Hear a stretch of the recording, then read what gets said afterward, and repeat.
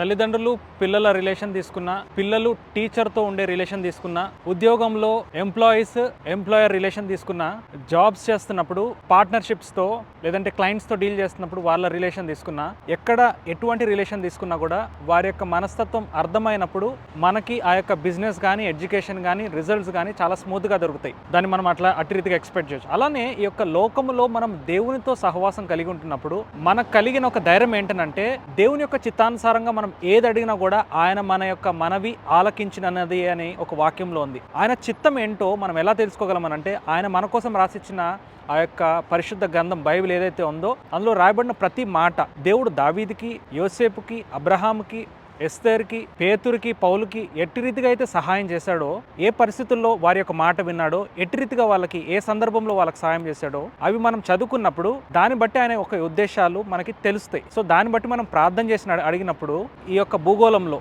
ఈ భూమి మీద మనకు కావాల్సినటువంటి శ్రేష్టమైనటువంటి విషయాలు, శ్రేష్టమైనటువంటి పదార్థాలు మనం దేవుని దగ్గర నుంచి పొందుకోగలం. అది మనకు కలుగుతున్న ధైర్యం. అటు గొప్ప ఆత్మ దేవుడు మీ అందరికి అనుగ్రహించును గాక. God bless you all and praise the lord.